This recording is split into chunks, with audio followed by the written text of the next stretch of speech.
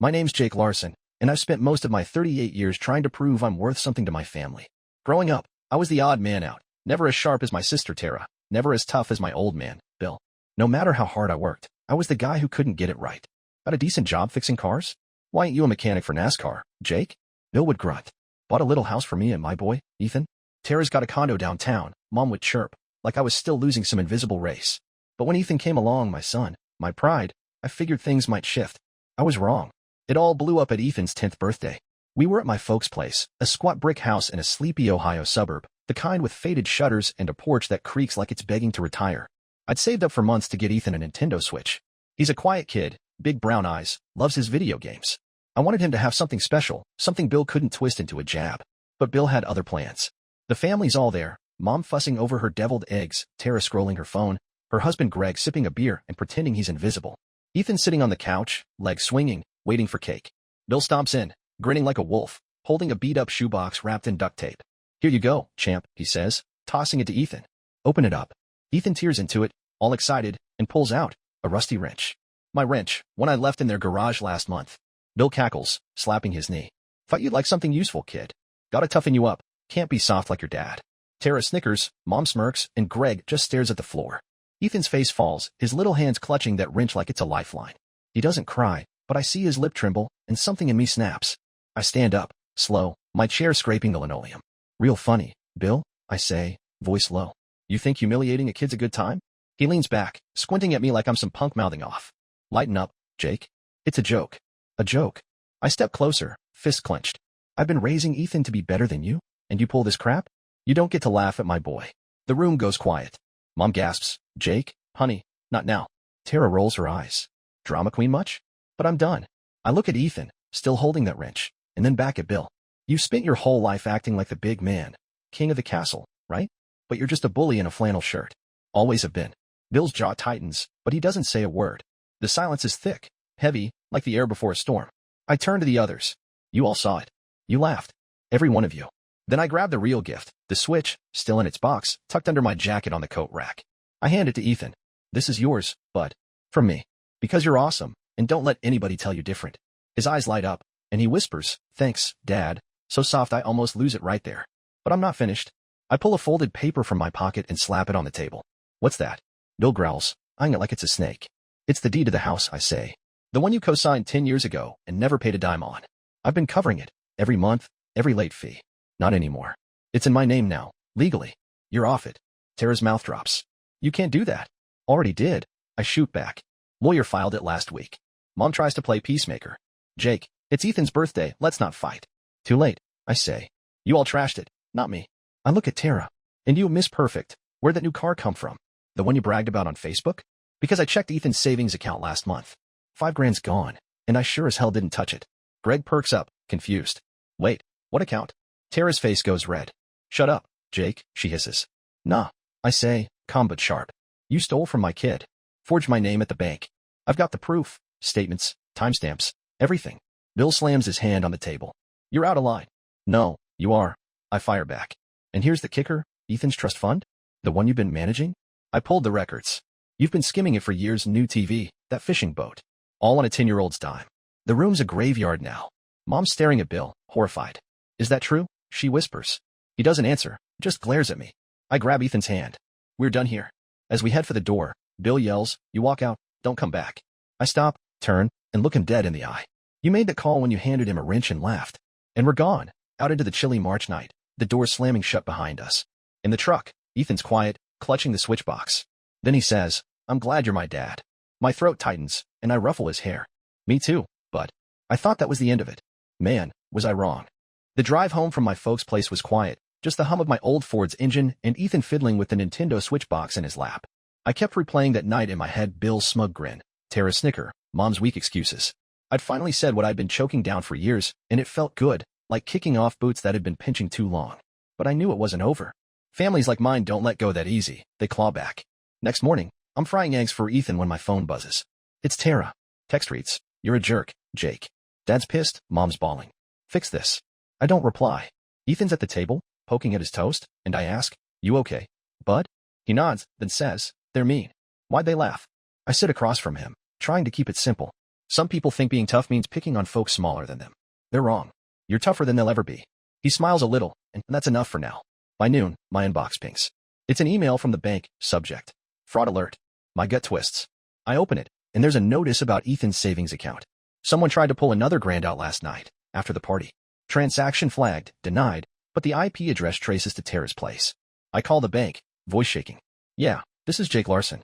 My sister's stealing from my kid's account. I've got proof from before, can you lock it? The lady on the line's all business. We'll freeze it, sir. File a police report too. So I do. Drive straight to the station, hand over the bank statements, the forged withdrawal slip from last month, everything. Cop says, this is felony territory. We'll look into it. That afternoon, I'm at the shop, elbow deep in a Chevy's engine, when my phone rings. Unknown number. I wipe my hands, answer. It's Bill. His voice is rough, like he's been chain smoking. Jake, you're killing us. Tara says you're sicking the cops on her. What's wrong with you? I laugh, short and bitter. What's wrong with me? You handed my kid a wrench and called it a gift. She's robbing him blind. You tell me who screwed up here. He growls, it was a damn prank. You're blowing this up. No, I say, you blew it up years ago.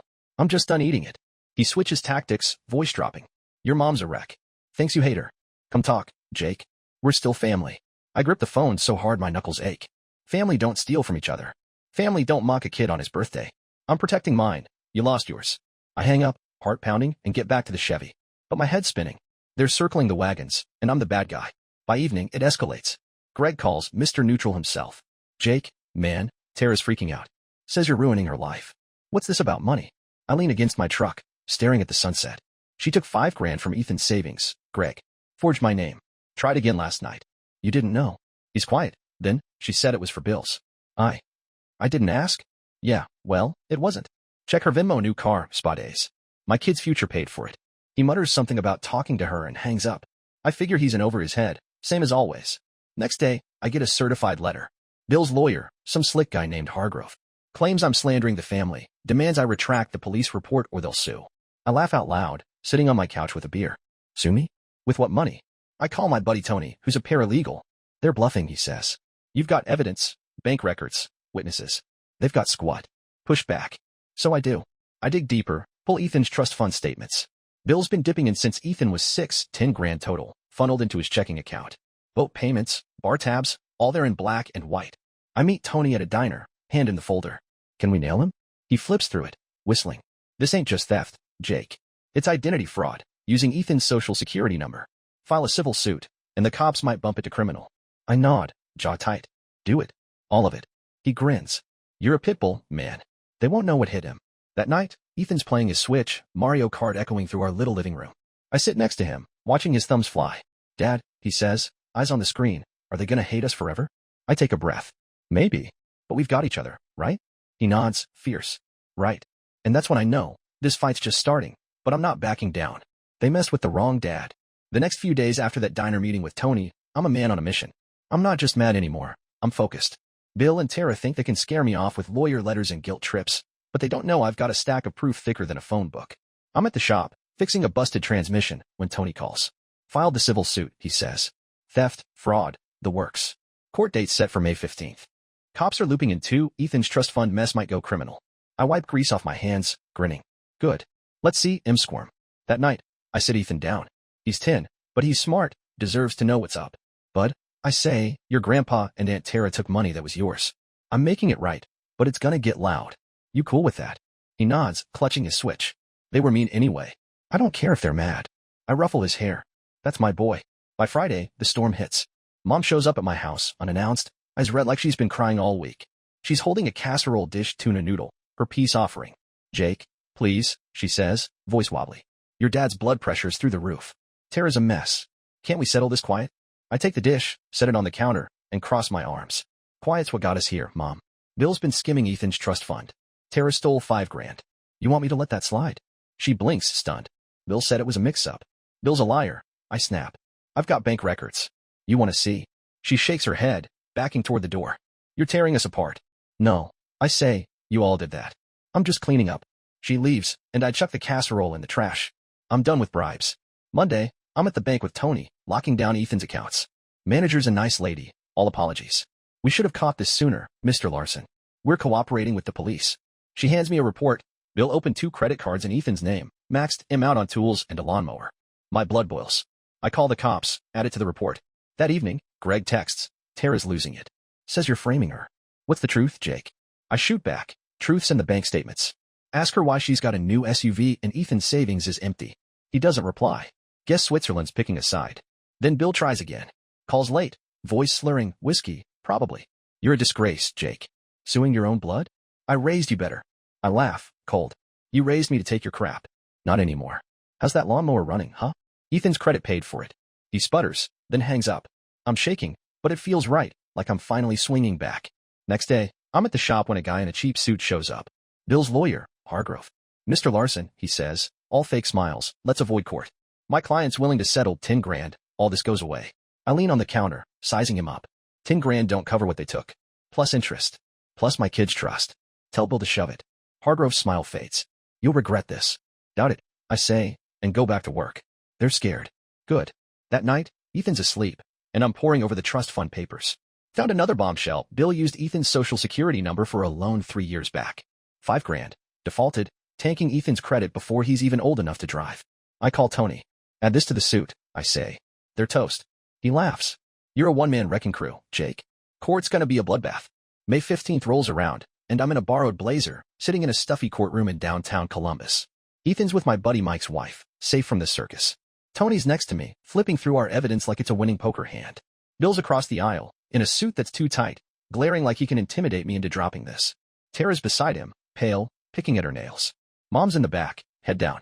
Hargrove smirking like he's got an ace up his sleeve. He's wrong. Judge is a no-nonsense guy, gray hair, voice like gravel. Mr. Larson, you're suing for theft, fraud, and damages. Let's hear it.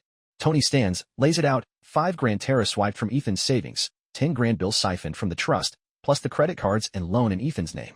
Bank records, forged signatures, even a time-stamped photo of Tara at the bank, smiling as she cashed out my kid's future.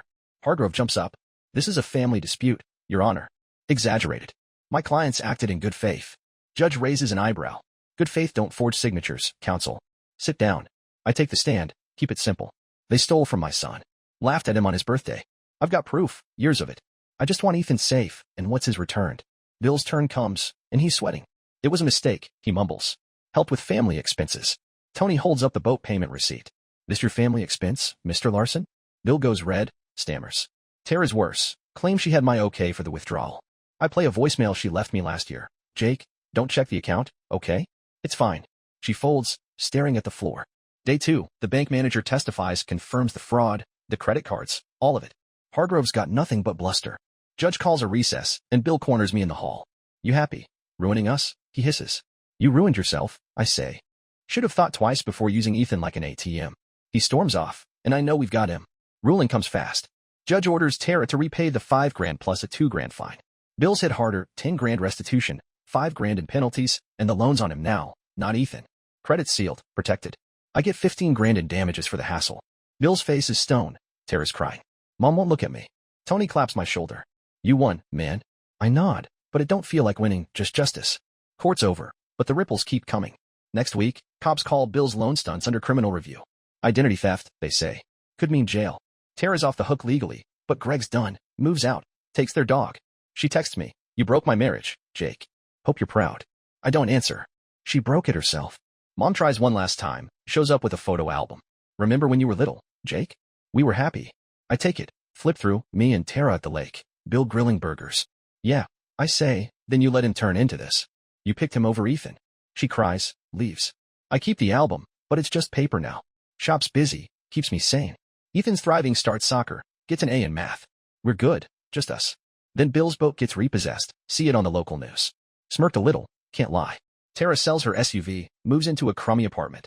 They're paying, literally and figuratively. One night, Ethan asks, Dad, you think they'll say sorry? I shrug. Maybe. Don't matter.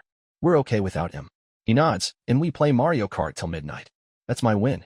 3 months later, I'm at the shop when a nurse calls. Mr. Larson, your dad's in the hospital. Stroke.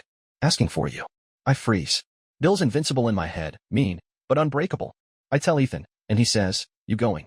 I sigh. Yeah. Closure, maybe. Hospital smells like bleach and regret. Bill's in a bed, tubes everywhere, smaller than I remember. Mom's there, wringing her hands. He's sorry, Jake, she whispers. Bill's eyes meet mine, watery. Messed up, he croaks. The kid didn't mean it. I sit, heavy. You did though. Years of it. He nods, slow. Can't fix it. Just don't hate me. I don't say much. Just stay a while. Ethan's safe. That's what counts. Tara visits too. Awkward. I paid it back, she says. I'm trying. I nod. Good. Keep trying. It's not forgiveness, but it's something. Mom begs me to come back to family dinners. Not yet, I say. Maybe never. Ethan comes first. 6 months post-court. Life steady. I buy Ethan a soccer goal for the yard. Fix up the house. Our house, no strings. Bill's out of the hospital. Weaker, quieter. Sends Ethan a card with $20 for his birthday. Ethan keeps it, says, he's not so bad now. I smile. People change slow, but Tara's working retail, calls sometimes. Greg's back with her, tentative. Mom sends cookies, no lectures. I don't trust it fully, but I don't hate him either. Shop's booming. I'm saving for Ethan's college, real this time. We're at the park one Sunday, kicking a ball, and he says, "You're the best, Dad." I hug him tight. You too, kid. Family's not the one I was born into, it's the one I made. Bill, Tara, Mom, their shadows, fading. Ethan's my light, and I'm his rock. That's the end of it, and the start of everything else.